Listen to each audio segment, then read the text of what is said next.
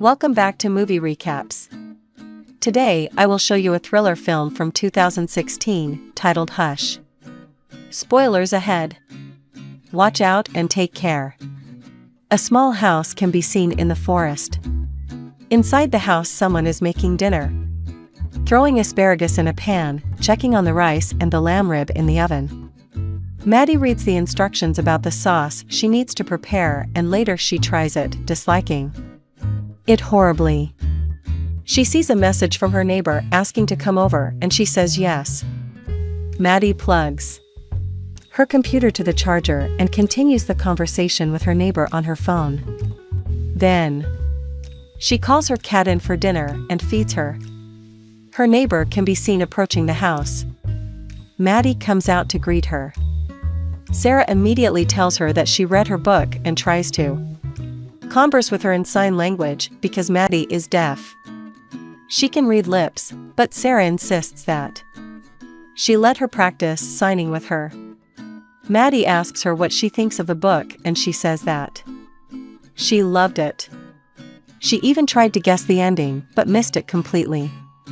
Maddie tells her that her writer's brain is the reason why she can come up with different types of endings any possible outcome plays out in her brain like a movie. She finds it hard to quiet the voices in her head. Sarah asks her how her inner voice sounds like, and Maddie answers that it sounds like her mother. Suddenly, the fire alarm goes off in the house. They run inside and Maddie takes the alarm down, while Sarah takes the lamb out of the oven. Her cat escapes. Sarah says that the alarm is very loud, but Maddie tells her that it needs to be very loud so she can feel the vibrations in her sleep. Later, they sit on her porch talking about her cat. Maddie tells Sarah not to worry about it because she's very independent. Sarah asks her to come over and order something to eat because her food got ruined, but she tells her that she has to work. Before Sarah leaves, she rehearses the new signs she learned from her. After she's gone, Maddie gets a message from Craig saying that he's thinking of her, but she deletes it. Later that night, Maddie is on her computer, eating and working on her new novel. She thinks through the ending of the book, but can't decide what would be the best one. Maddie reaches a hurdle in her writing, so she decides to FaceTime Craig. She drops the call before it can establish a connection. He keeps trying to reach her, but she neither picks up on her laptop or her phone. Maddie goes to clean the mess she made in the kitchen when she was preparing dinner, when suddenly Sarah starts banging on her door in a panic. She hopes that Maddie would see her, but she gets shot with an arrow and then killed right in front of her window. Maddie doesn't notice a thing. The killer observes through the window and knocks on it to see if she'll hear him. When he realizes that she doesn't, he drags the body away. Craig keeps calling Maddie, but she doesn't want to pick up. She sits down to write again, but doesn't do much better than before. Meanwhile, the killer enters her house and walks up to her. Completely oblivious to his presence, she laughs about her writer's block. Suddenly, she gets a FaceTime call from her sister, and the killer backs away from the camera. They talk about her novel for a moment, then Maddie tells her about Craig. Her sister tells her to get back in the dating pool, but she doesn't want to. Then she asks Maddie to come back to the city and live with her, to stop isolating herself. The killer grabs her phone from the counter and her sister notices it on camera. Maddie says that it's probably her cat, but that she needs to go find her.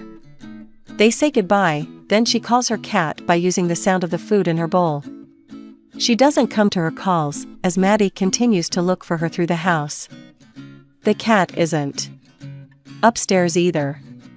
Maddie opens the door and calls the cat again, but leaves it open when she doesn't come to her. She sits down to write again. Suddenly, she gets a picture message from her own phone. The images are from her looking for the cat and the exact moment she looks at them on her computer. Maddie is scared and walks toward the door cautiously. She sees the killer standing on her porch. He shows her that he has her phone and she immediately runs to close the door in the last second. The killer keeps trying every door of her house, but when he realizes that he can't come in, he circles to the other side of the house and almost gets inside. Maddie goes to call 911 on her computer, but he turns the power off. She tries to join Sarah's network, but she doesn't know the password. He tries to mess with her, then walks off. Maddie goes to the door, only to see him slash the tires on her car and hide in the woods. She writes a message on the glass of the door and lights it up with a flashlight. The killer reads the message and takes off his mask. He asks if she can read his lips and she nods affirmatively. The man tells her that he knows that she lives alone and that there is no boyfriend coming. Then he tells her that he can come in the house whenever he wants, but he will only come for her when she'll be wanting to die. She nods that she understands. Before he walks away, he tells her that they can have fun. Maddie goes to her kitchen and gets a knife and a hammer, then goes back to the living room and checks it. Next, she gets to her bedroom, barricades the door, and pulls the curtains on her windows. Maddie peeks through the window, but doesn't see him out. Suddenly, there's a shadow on her window. He knocks on it and she sees him doing that in the shadows cast on the ground. When she checks it, she sees that he's knocking on her window using Sarah's body. Maddie drops her weapons and goes back to the living room, crying. Suddenly, she remembers Sarah putting her phone in her back pocket. She takes her car keys out and tries to activate the car alarm, but can't do it through the window. She opens the door and quickly manages to activate it. The man hears it and she sees him walking over to the car. Maddie runs back to her room and looks for Sarah's phone in her pockets, but he comes back. She pulls back inside and slams the window on his fingers. In a fraction of a second, she grabs her knife and stabs him. The man is bleeding, so he rips a piece of Sarah's shirt and wraps his arm with it. He realizes that she was looking for her phone, so he shows her that he has it, then he leaves it on the body. She walks back to the living room and he tries to open the window again. Moments later, Maddie sees him moving outside and hides from him. He peeks through the glass door and doesn't see her, but he figures out where she's hiding. She opens the door and leaves the house, hiding when she sees him. He walks right past her, hiding under the porch, then she feels for the vibrations from his steps on the wooden floor. The man walks around the house again, tricking her to get out of hiding, and when she runs he shoots at her a few times with his crossbow, but he keeps missing. She gets back to the house and locks the door again. Maddie gets up to the second floor and observes him from there. When she sees that he's at the front door, she opens a window and climbs out on the back of the house.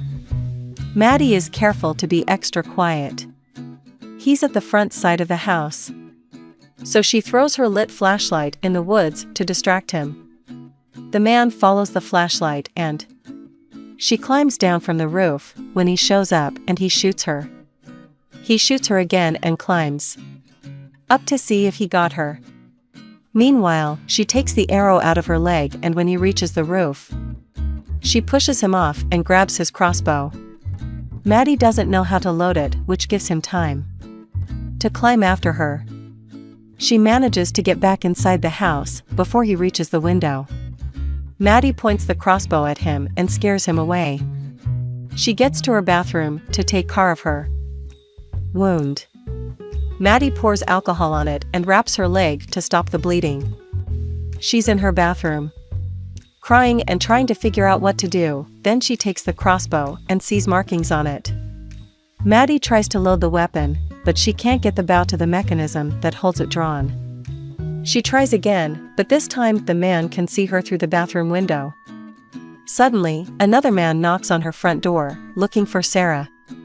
Maddie doesn't hear him. But the killer does. The man is Sarah's boyfriend John. He sees the message on the door and wants to call the police when the killer appears pretending to be a cop. He tells him to drop the phone, but John tells him that it's not a weapon and says that he doesn't want any trouble. The killer tells him to drop on his knees and show him his ID. John says his ID is in his wallet and that he'll put his phone down to take it out. He takes the wallet out and the man takes it from him. The killer looks at his ID, then asks if he lives next door. John nods and the man apologizes for scaring him. He lies to him that he responded to a call and that he found the place like that. Someone was inside the house and ran past him when he arrived, knocking him out. He says that the person also took his gun as well as his radio and that he needs to call the sheriff. John begins to doubt if he's a cop, but he tells him that he's a deputy and that he's new at the job. The man asks to use John's phone and he gives it to him. He pretends to call his station for John's benefit, but doesn't give him his phone back when he's done and he puts it in his pocket. The two of them talk about Maddie and John tells him that she pretty much keeps to herself. He sees that the man's arm is bleeding and asks him about it, so he lies that the man that jumped him did it. John wants his phone back and when he gives it to him, Sarah's earring falls out of his pocket. John recognizes it. He starts asking the man questions to see if he would be able to catch him in a lie. The man dodges all of them. In the meantime, Maddie is still trying to draw the bow and gets nowhere with it. John is still trying to figure out who the guy is, but at this point he's sure that he isn't a police officer. He tells him that Maddie has a key hidden in a planter at the bottom of the stairs. When the man goes down there to check, John picks up a rock and starts getting closer to him, chatting still, so he doesn't realize that he's planning something. The moment he gets a chance to hit him over the head, Maddie starts banging on the window and the man stabs him. John still goes after him, but the man runs around him until he falls on the ground. Maddie is seeing it all happen and the man thanks her for showing up at the right time. He leans toward John and he jumps him, tackling him over and grabbing him tightly.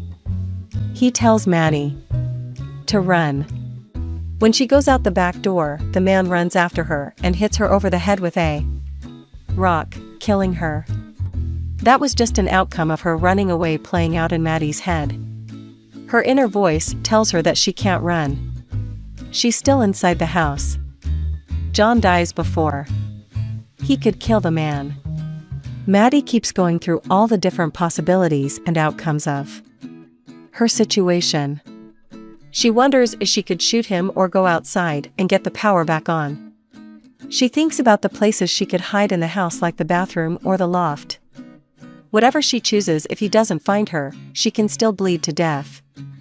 Outside of the house she can hide in the crawlspace, but he knows that she hid there once. She's running out of time because she's getting dizzy, cold and her vision is starting to blur. Her inner voice tells her that he has the advantage, one way or the other. She can't run, she can't hide, and she can't wait. Maddie suddenly realizes what she needs to do to save herself. Kill him. Meanwhile, the man is going through John's pockets and finds a pack of cigarettes. He goes over to Maddie's car and takes out the wrench. Sitting down on the car, he lights a cigarette and decides that he'll go inside the house in a little while, until she looses a bit more blood. Suddenly, her cat appears. He crouches down to her and is about to kill her when Maddie shoots him with the crossbow. She runs back inside and he goes after her, catching her hand with the door and breaking it. He lets her hand go and she locks the door. The man breaks the arrow and tells her that he's coming in. Maddie stands up to face him, then uses her own blood to write "Do it." Coward on the glass. He walks to the car to get the wrench and Maddie writes down his description in the open document on her laptop. As he's breaking down the glass on her door, she writes a message for her mom and dad. Maddie hides in the bathroom and waits for him there. She begins to lose consciousness and doesn't notice him coming in from the window behind her. The man lets out a breath which she can feel on her neck, so she turns around dodging his knife and she stabs him. She runs out of the bathroom and gets to the kitchen, seemingly passing out on the floor. He limps toward her, ready to kill her, when suddenly she sprays his eyes with wasp repellent. She grabs the fire alarm and activates it, further incapacitating him until he drops the knife. Maddie grabs the knife, but he pushes her on the floor and they fight. He almost kills her when she reaches the wine opener and kills him. She regains her strength and takes her phone out of his pocket. She dials 911 and passes out. A bit later, Maddie walks out of her house and sits on her porch. Her cat sits next to her. The police finally arrive at the scene.